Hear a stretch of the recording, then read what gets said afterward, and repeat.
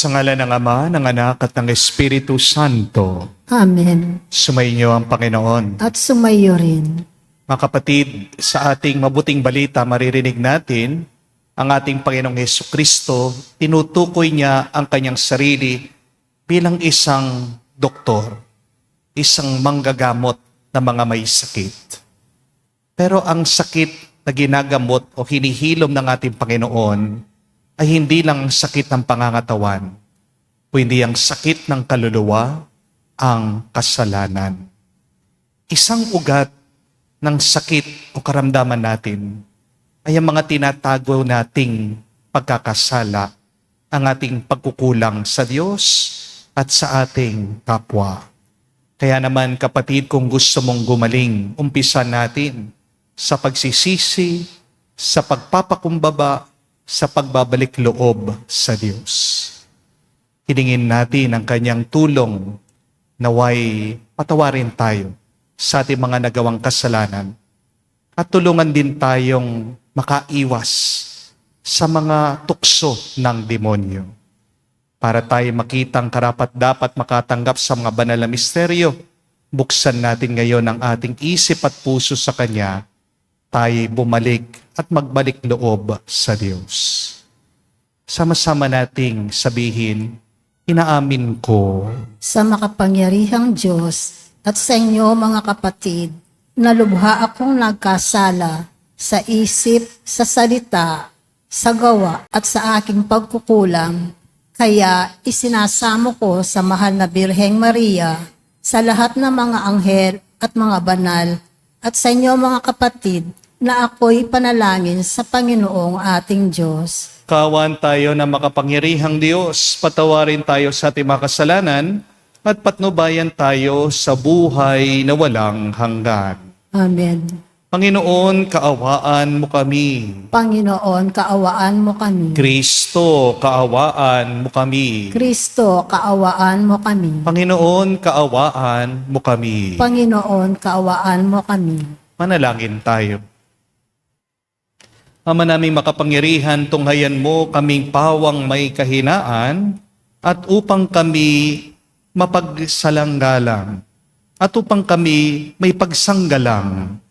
Iabot mo sa amin ang iyong kanang kamay sa pamagitan ni Jesucristo kasama ng Espiritu Santo magpa sa walang hanggan. Amen.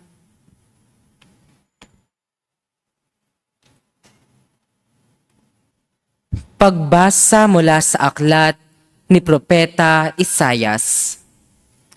Sinasabi ng Panginoon, kung titigilan ninyo ang pang-aalipin at pagsuway sa akin, at ang masamang salita'y iiwasan, kung ang nagugutom ay pakakainin ninyo at tutulungan, ang kadilimang bumabalot sa inyo ay magiging tila liwanag sa katanghalian. At akong Panginoon ang siyang sa inyo'y laging papatnubay. Lahat ng mabuting kailangan ninyo'y aking ibibigay at palalakasin ang inyong katawan. Kayo'y matutulad sa pananim na sagana sa dilig, matutulad sa batis na di nawawalan ng agos ng tubig. Muling itatayo ng mga lingkod ko ang kutang na durog. Muling itatayo sa dating pundasyon. Makikilala kayo bilang tagapagtayo ng sirang muog, mga tagapagtayo ng wasak ng mga bahay. Sinabi pa ng Panginoon, inyong igagalang ang takdang araw ng pamamahinga. Huwag kayong gagawa ng inyong gawain sa araw na banal. Sa araw na ito'y mamamahinga kayo't huwag maglalakbay, ni gagawa o maghuhunta ng walang kabuluhan. At kung magkagayon, ay madaramay ninyo ang kagalakan sa paglilingkod sa akin. Bibigyan ko kayo ng karangalan sa harap ng buong daigdig, at lalasapin ninyo ang kaligayahan sa paninirahan sa lupaing ibinigay ko sa nuno ninyong si Jacob. Mangyayari ito pagkat akong Panginoon ang nagsabi nito. Ang salita ng Diyos. Salamat sa Diyos. Ituro mo ang iyong loob ng matapat kong masunod. Ituro mo ang iyong loob ng matapat kong masunod. Sa aking dalangin, ako'y iyong dinggin. Tugunin mo poon ang aking pagdaing. Ako'y mahina na't wala nang tumingin. Yamang ako'y tapat, ingatan ang buhay. Lingkod mo'y iligtas sa kapahamakan, pagkat may tiwala sa iyo kailanman. Ituro mo ang iyong loob ng matapat kong masunod. Ikaw ang aking Diyos, ako'y kahabagan. Sa buong maghapoy, siyang tinatawagan. Poon ang lingkod mo'y dulutan ng galak, sapagkat sa iyo ako tumatawag. Ituro mo ang iyong loob ng matapat kong masunod. Mapagpatawad ka at napakabuti sa dumadalangin at sa nagsisisi. Ang iyong pag-ibig ay mananatili. Pakinggan mo poon ang aking dalangin. Tulungan mo ako, ako'y iyong dinggin. Ituro mo ang iyong loob ng matapat kong masunod.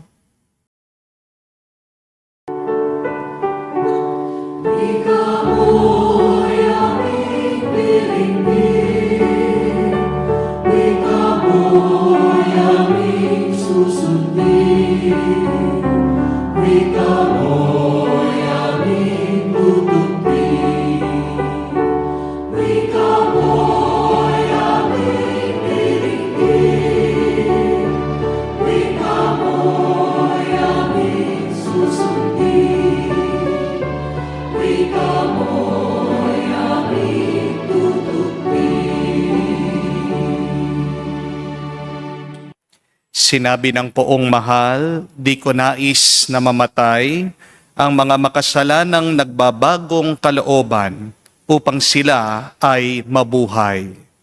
Sumainyo ang Panginoon. At sumayo rin. Ang mabuting balita ng Panginoon ayon kay San Lucas. Papuri sa iyo, Panginoon.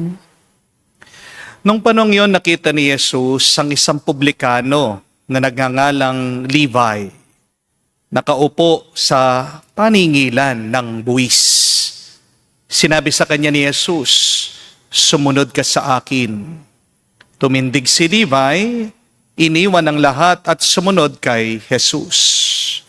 Si Jesus ay hinandugan ni Levi ng isang malaking piging sa kanyang bahay. Kasalo rin niya roon ang mga publikano at ang iba pang mga tao. Nagbubulong-bulungan ang mga Pariseo at ang kanilang mga kasamang eskriba. Sinabi nila sa mga alagad ni Jesus, bakit kayo kumakain at umiinom na kasalo ng mga publikano at ng mga makasalanan? Sinagot siya ni Jesus, hindi nangangailangan na manggagamot ang walang sakit, kundi ang may sakit. Naparito ako hindi upang tawagin ang mga matuwid, kung hindi ang mga makasalanan upang magsisi. Mga kapatid, ang mabuting balita ng ating Panginoon. Pinupuri ka namin, Panginoong Heso Kristo. Magandang araw po muli sa inyong lahat. Tanong ko lang po, anong mararamdaman mo, halimbawa, kung yung asawa mong matigas sa ulo, kung yung asawa mong pasaway, kung yung asawa mong babaero ay biglang titigil sa masamang ginagawa niya at finally, magiging tapat na siya sa iyo. Anong pong mararamdaman niyo? Hindi ka ba maiiyak? Anong mararamdaman mo? Kung yung umutang sa iyo na para bang nagtatago sa ibang planeta, finally, magbabayad na. At hindi lang nagbayad sa iyo, binigyan ka pa ng regalo. Hindi ba mapapasigaw ka sa tuwa? Anong mararamdaman mo kung yung anak mong pasaway, yung halos na ikabaliw mo na sa kakasermon, ay uuwi na, yayakap sa'yo, at magsasabi sa'yo, Ma, Pa, sorry ha, promise, magbabago na ako. Aba, hindi ka ba magpapaparty? Hindi ka ba magagalak? Mga kapatid, iyan ang nararamdaman ng ating Panginoong Jesucristo. Ito ang nararamdaman ng langit. Kapag merong makasalanang nagsisisi at nagbabago. Kapag ang naliligaw ay nagbabalik loob sa Diyos, nagdidiwang ang mga anghel, ang mga banal. Remember this, heaven celebrates not perfection, but conversion. Sa ebanghelyo po natin ngayon, narinig po natin tinawag ni Jesus si Levi, si San Mateo, isa pong tax collector. At nung panahon po ng ating Panginoong Jesucristo, alam naman po natin, ang mga tax collector, notorious sinners, mga mandaraya, mga makasalanan, mga traidor ng bayan. Pero anong ginawa ni Jesus? Iniwasan ba niya itong makasalanan? Hinusgahan ba niya? Sinigawan ba niya? Sinermonan ba niya? Ang ginawa daw ng ating Panginoon, sabi sa mabuting balita, pagkakita niya kay Levi, tinawag niya. At ang mas nakakagulat, kumain pa si Jesus doon sa bahay ni Levi kasama ang mga makasalanan. Kaya nga po naiskandalo ang mga Pariseo at mga Eskriba. Kasi ang paniwala nila, kapag ikaw ay lumalapit sa mga makasalanan, nahahawa ka sa kanilang ugali, sa kanilang kasalanan. At sumagot daw po si Jesus sa kanila, hindi ang mga malulusog ang nangangailangan ng manggagamot, kung hindi ang mga may sakit.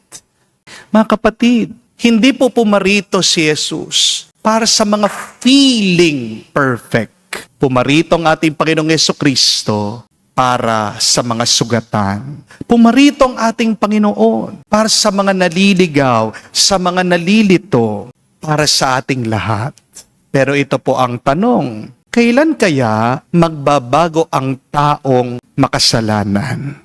Kailan kaya magpapakatino yung taong matigas ang ulo? Kailan kaya magpapakumbaba at magbabalik loob sa Diyos yung taong nakasakit sa iyo, yung taong pinagdarasal mo, yung asawa mo, yung anak mo, yung kapatid mo, o baka ikaw mismo? Kailan kaya mas lalapit ka at nanaisin mo ng magpakabuti at magpakabanal? Only you know. Only they know. Only God knows. Pero maniwala ka, kapatid, God is always working quietly to touch the hardest hearts. Habang akala mo walang nangyayari, ang Diyos kumikilos, nakatago, tahimik. Mga kapatid, tandaan niyo po ito. Destroying a life takes a moment, but healing a heart takes a lifetime. Madali lang po sirain ang pamilya. Madali lang pong sirain din ang tiwala ng iba. Madali pong mahulog sa tukso at sa kasalanan. Pero ang paghihilom, matagal po yung proseso. Ang paggagamot ng sugat, isa pong matagal na paglalakbay. Kaya, huwag kang magmadali, huwag kang mainip, huwag kang mawalan ng pag-asa. Dahil kahit matagal man, merong ginagawa ang Diyos para magbago, para bumuti yung tao. God is not finished with us yet. Alam niyo po, gustong-gusto ko yung isang linya, ang sabi, what the heart repeats, the heart heals. Kapag paulit-ulit na bumabalik yung masasakit na kahapon, ang ibig sabihin lang yan ay ginagamot, hinihilom ng Diyos. Kaya nga, mahalaga din po na kailangan paulit-ulit din nating pinipili ang tama. Kahit na mahirap, unti-unti gagaling ang puso mo. Amen? At ito po ang magandang balita. Hindi naman tumitigil ang Diyos.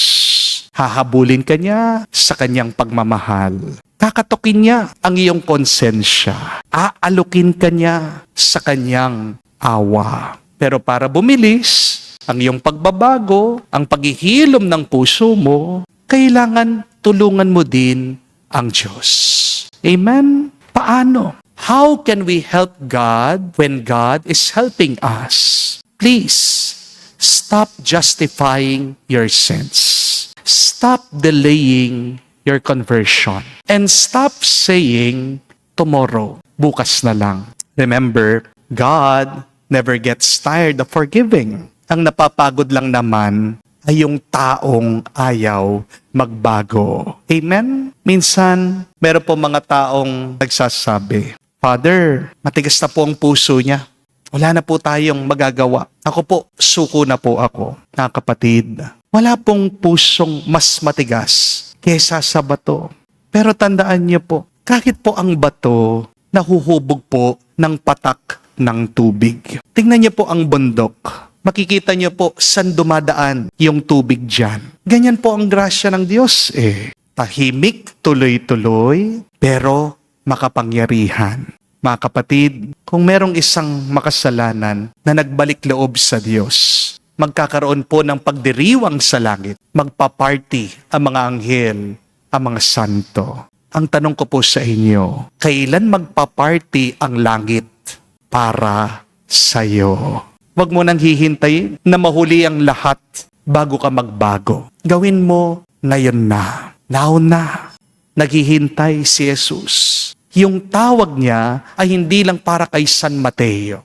Yung tawag niya ay para sa bawat isa sa atin. Kaya lumapit ka na. Wala namang mawawala sa'yo. Mas marami ka pang matatanggap. Hindi po ba? Meron pong isang bata na dumaan po sa gubat. Pero bigla, nauhaw siya.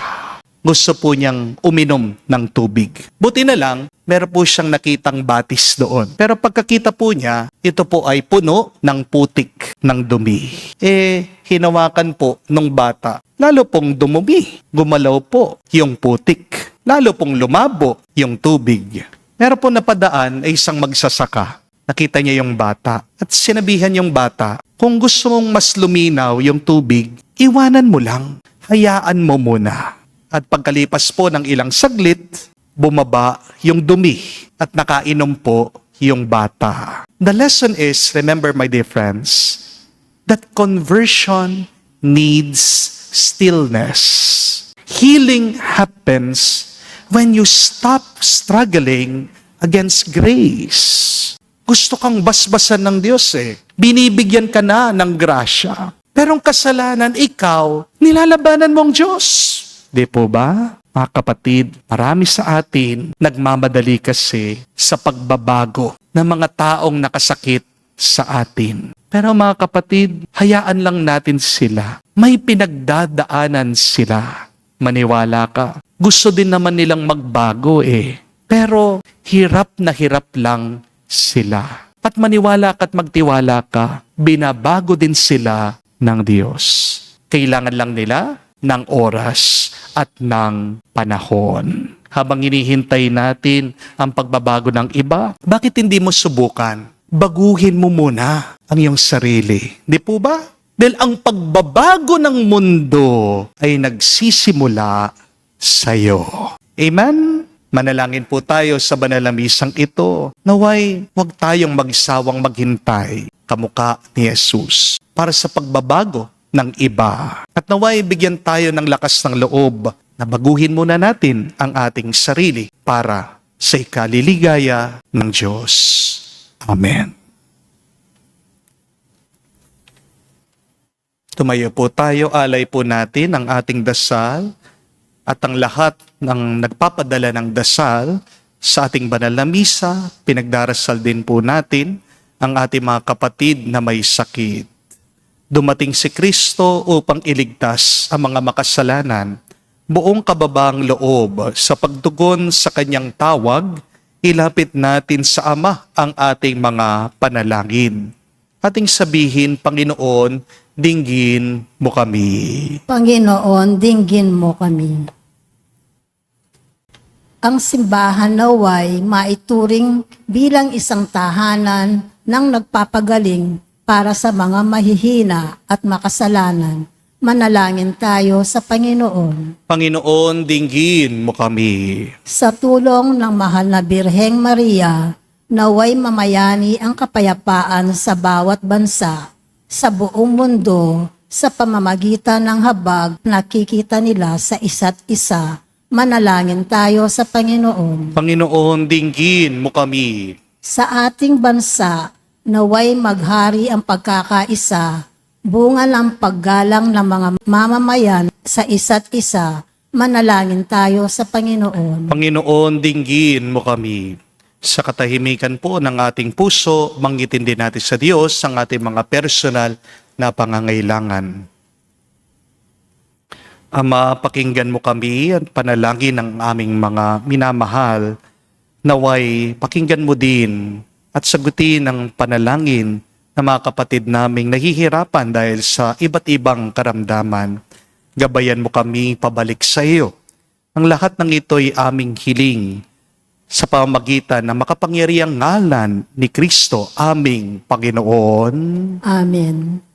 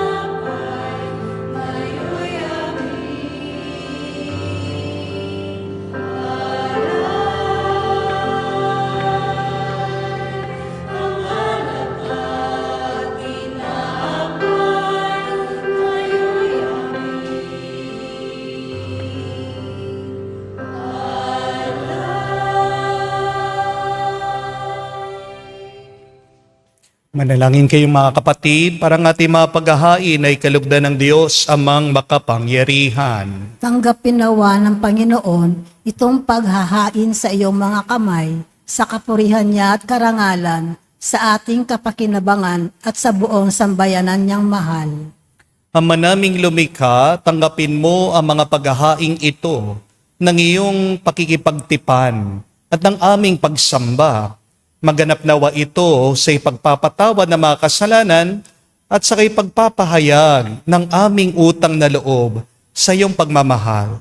Sa pamamagitan ni Jesucristo kasama ng Espiritu Santo, magpa sa walang hanggan. Amen. Sumainyo ang Panginoon. At sumaiyo rin. Itaas sa Diyos sa inyong mga puso at diwa. Itinaas na namin sa Panginoon. Pasalamatan natin ang Panginoong ating Diyos. Marapat na siya ay pasalamatan. Ama naming makapangyarihan, tunay nga marapat ikaw ang aming pasalamatan. Sa pamagitan ni Jesucristo na aming Panginoon, binibigyan mo kami ng bagong pagkakataon upang ganapin ang paghahanda ngayon. para sa pagdiriwang na muling pagkabuhay sa isa ng iyong anak na minamahal. Amin inilalaan ang panahon, talino't yaman para ganapin ang iyong kalooban na ang kapwa-tao ay lubos na damayan. Sa pagdiriwang namin sa aming pagsilang bilang mga kaanib ng iyong sambayanan, kami iyong pinagkakamit ng katayuang ganap sa pagtatangkilik. Kaya kaisa na mga anghel nagsisiawit ng papuri sa iyo na walang humpay sa kalangitan. Kami nagbubunyi sa iyong kadakilaan.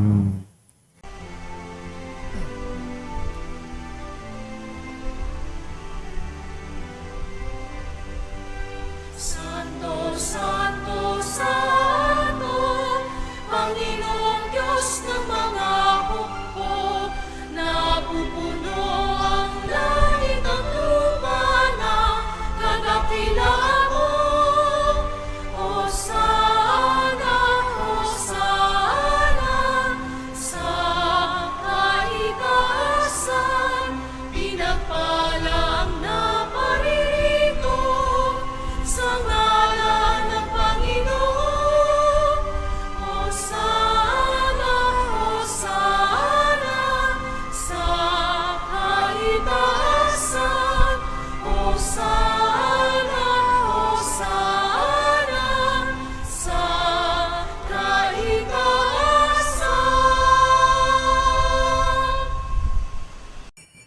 Ama naming banal, ikaw ang bukal ang tanang kabanalan. Kaya't sa pamagitan ng iyong Espiritu, gawin mong banal ang mga kaloob na ito upang para sa amin maging katawan at dugo ng aming Panginoong Heso Kristo. Bago niya pinagtiis ang pusang loob na maging handog, hinawakan niyang tinapay, pinasalamatan kanya. Pinaghati-hati niya yun, inabot sa kanya malagad at sinabi, tanggapin ninyong lahat ito at kanin. Itong aking katawan, nihahandog para sa inyo.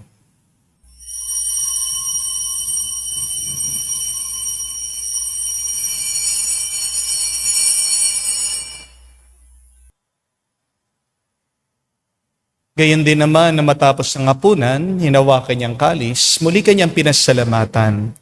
Nabot niyang kalis sa kanyang malagad at sinabi, tanggapin ninyong lahat ito at inumin. Ito ang kalis ng aking dugo, ng bago at walang hanggan tipan.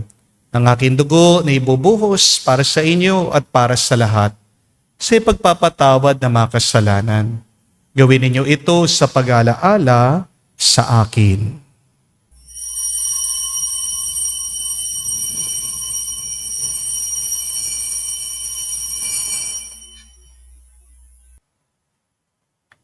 Ang misteryo ng pananampalataya.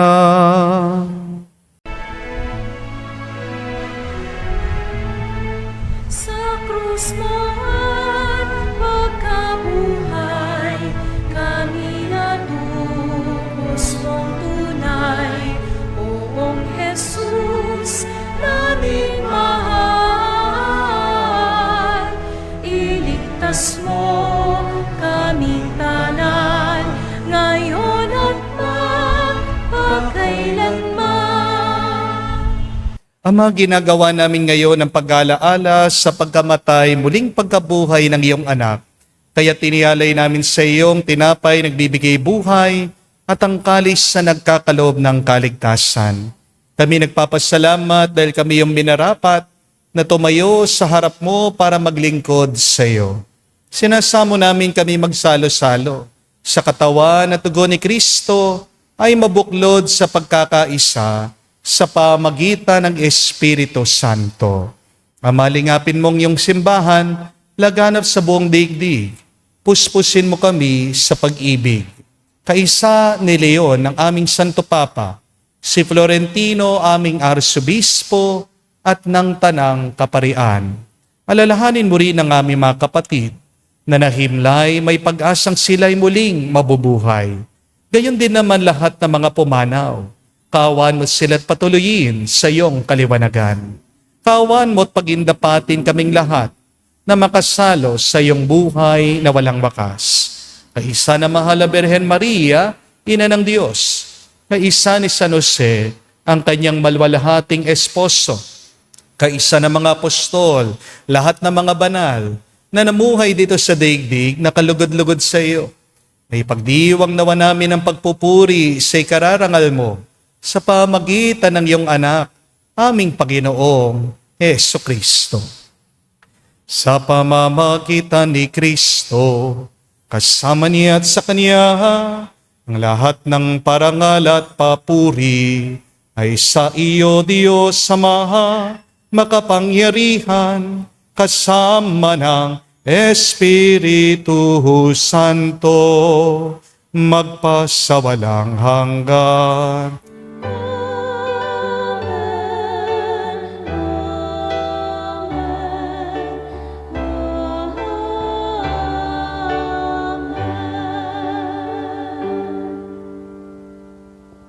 Sa nakagaling na utos at turo ni Jesus sa Panginoon natin at Diyos, ipahayag natin ng lakas loob.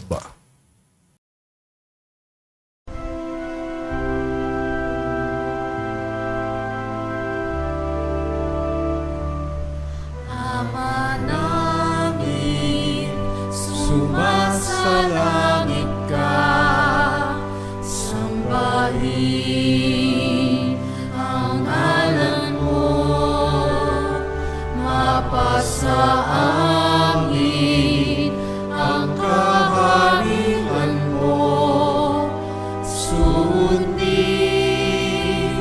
ang loob mo dito sa lupa para nang sa langit. Bigyan mo kami ngayon ng aming kakanin sa araw-araw, at patawarin mo kami sa aming mga sala para ng pagpapatawad namin sa nagkakasala sa amin. At huwag mo kaming ipahintulot sa tukso, at iadya mo kami sa lahat ng masama. Hiniling namin kami adya sa lahat na masama, pagkalooban ng kapayapaan araw-araw, ligtas sa kasalanan, ilayo sa lahat ng kapahamakan, samantalang aming pinanabikan, ang dakilang araw ng pagpapahayag ng tagapagligtas naming si Jesucristo. Sapagkat iyo ang kaharian at ang kapangyarihan at ang kapurihan magpakailanman. Amen. Panginoong Jesucristo, sinabi mo sa mga apostol, kapayapaan ang iniwan ko sa inyo, ang aking kapayapaan binibigay ko sa inyo. Tungayan mo ang aming pananampalataya at huwag ang aming pagkakasala. Pagkalooban mo kami ng kapayapaan at pagkakaisa ayon sa iyong kalooban. Kasama ng Espiritu Santo, magpa sa walang hanggan. Amen. Kapayapaan ng Panginoon ay laging sumainyo. At sumayo rin. Magbigayan po tayo ng kapayapaan sa bawat isa. Piso niyo po. Kapayapaan po sa inyong lahat.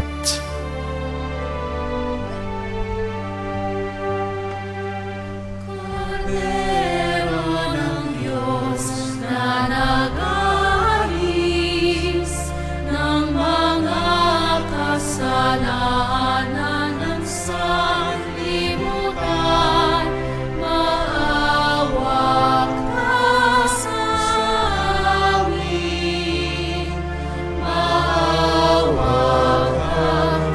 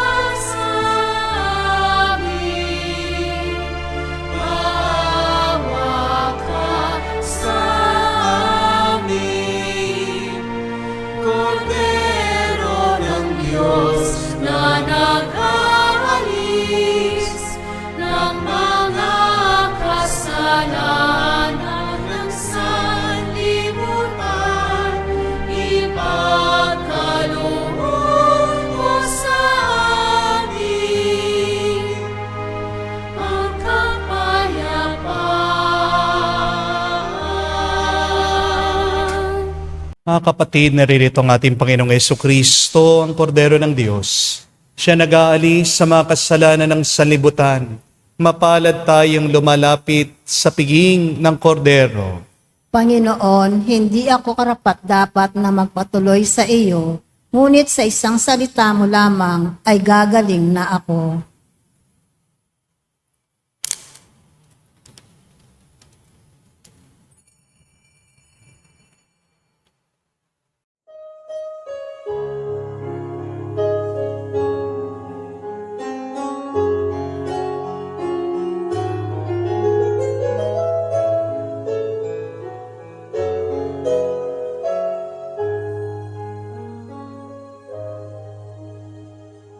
Stay with me, Lord, that I may never forget you. Stay with me, Lord, because I need. Stay with me, Lord, for you are my life. Stay with me, Lord, for you are my life. Oh, I need you, Lord Jesus, in this night of exile. Stay with me, Lord Jesus, in the breaking of the breath of darkness, disperses all darkness. The force that sustains me, the unique joy of my heart.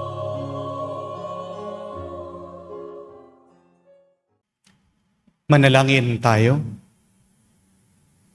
Ama naming mapagmahal, kaming pinagsalo mo sa banal na piging, ay makapakinabang nawa sa buhay mong bigay sa amin. At may taguyod nawa kami nito hanggang aming sapitin ang iyong maligayang piling. Sa pamamagitan ni Jesucristo, kasama ng Espiritu Santo, magpa sa walang hanggan. Amen. Inanyayahan ko po kayo ngayon, ilagay ang inyong mga kanang kamay sa inyong mga dibdib at sabay-sabay po nating dasalin ang the miraculous prayer of Padre Pio for the quick recovery and healing of our sick brothers and sisters. Heavenly Father, I thank you for loving me. I thank you for sending your Son, our Lord Jesus Christ, to the world to save and to set me free. I trust in your power and grace that sustain and restore me. Loving Father, touch me now with your healing hands, for I believe that your will is for me to be well in mind, body, soul, and spirit. Cover me with the most precious blood of your Son, our Lord Jesus Christ, from the top of my head to the soles of my feet. Cast out anything that should not be in me, root out any unhealthy and abnormal cells, open any blocked arteries or veins, and rebuild and replenish any damaged areas. Remove all inflammation and cleanse any infection by the power of Jesus' precious blood. Let the fire of your healing love pass through my entire body to heal and to make new and diseased areas, so that my body will function the way you created it to function. Touch also my mind and my emotion, even the deepest recesses of my heart. Saturate my entire being with your presence, love, joy, and peace, and draw me ever closer to you every moment of my life. And Father, fill me with your Holy Spirit and empower me to do your works, so that my life will bring glory and honor to your holy name. I ask this in the name of our Lord Jesus Christ. Amen. Amen. We ask for the intercession of our Blessed Mother Mary. Hail Mary, full of grace, the Lord is with you. Blessed are you among women, and blessed is the fruit of your womb, Jesus. Holy Mary, Mother of God, pray for us sinners now and at the hour of our death. Amen. Padre Pio of Petralcina, Pray for for us. Muli po, maraming salamat sa inyo pong lahat na sumusubaybay sa ating banal na misa. Dahil po panahon na ng Kwaresma, ina-announce ko na po sa inyo ang ating Grand Healing Mass for the season of Lent. Ito po ay meron ding kasamang Lenten Recollection. Ngayong pong paparating na March 21. Saturday po ito, Sabado, alas 8 po ng umaga. Gagawin po sa Brenz Giao Convention Center. Dito po sa City of San Fernando, Pampanga. Madali lang pong hanapin. No? Convention Center, City of San Fernando, Pampanga. Nandito lang po ito sa sentro ng San Fernando. Muli po, March 21, Saturday, magbubukas po ang mga pintuan para kayo makapasok, para kayo ay makakuha ng upuan. First come, first serve po, alas 6 po ng umaga. Pero mag-start po ang ating Lenten Recollection, alas 8, at susundan po ito ng banal na misa, at pagkatapos po lahat na mag-a-attend ay i-anoint ko po pagkatapos ng misa. So save the date, March 21, dito po sa Convention Center, City of San Fernando, Pampanga. Mga kapatid, katutuwa ng Diyos kung tayo'y magbabalik loob sa Kanya. At ano po ang paraan ng Diyos? Yung paulit-ulit, pabalik-balik na pangungulit niya sa atin. Sana wag po tayong mainis sa Kanya. Wag din po tayong mainip sa pagbabago ng ibang tao. Tandaan po natin that conversion needs stillness. Other people are struggling also to change. Pero bago mo naisin ang pagbabago ng iba, sana mag-umpisa muna sa iyo, baguhin mo ang iyong sarili. Matutuwa ang langit kapag merong isang makasalanang nagsisisi, nagbabalik loob sa Diyos. Pero mas ikatutuwa ng langit kung ang nagsisising yon at nagbabalik loob ay ikaw. Ano ang kailangan mo nang iwanan ngayon sa iyong buhay? Ang conversion po, ang pagbabalik loob sa Diyos, ay hindi lang pagtalikod sa kasalanan, pero ito din po ay pagharap sa Diyos. Kailangan natin yon para tuloy-tuloy ang ating pagpapakabuti, ang ating pagpapakabanal.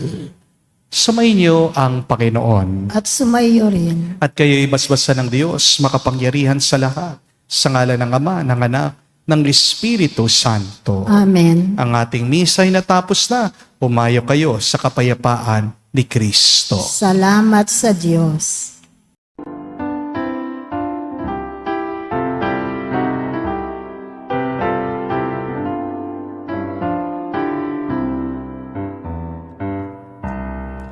Magsisi tayong mataos, halinang magbalik loob sa mapagpatawad na Diyos.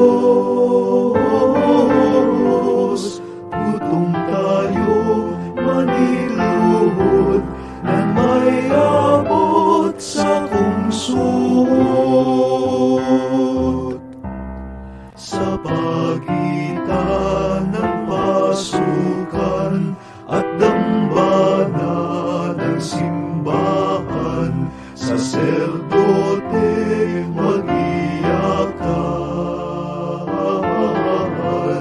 Panginoon, iyong bigyan ng patawad ang iyong bayan. Magsisi tayong mataos, halinang magbalik loob sa mapagpatawad na Diyos. Gutom tayo maniglubod na may abot sa puso.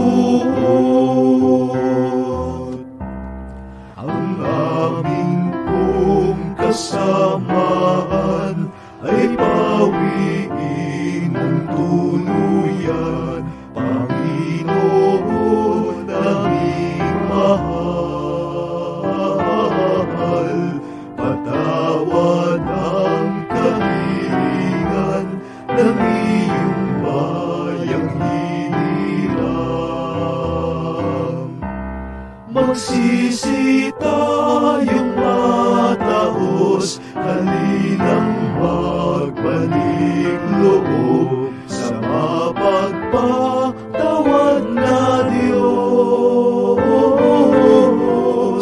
Gutom tayo, manigluhod, na may abot sa kungsuot. Kami nagbabagong buhay upang aming paghandaan ang oras ng kamatayan. Panginoon, iyong bigyan ng patawad ang iyong bayan. Magsisi tayong mataos, halinang magbalik loob sa mapagpatawad na Diyos. Gutom tayo, maniluhod, na may abot sa kungsuot. Sa pagitan ng pasukan at dambana ng simbahan, saserdote mag-iyakan. Panginoon, iyong bigyan ng patawad ang iyong bayan. Magsisi tayong mataos, halinang magbalik loob sa mapagpatawad na Diyos. Gutom tayo, manigluhod, na may abot sa kungsuot. Ang aming pong kasamaan ay pawiin mong tuluyan, Panginoon aming mahal. Patawad ang kahilingan ng iyong bayang hiniram. Magsisi tayong mataos, halinang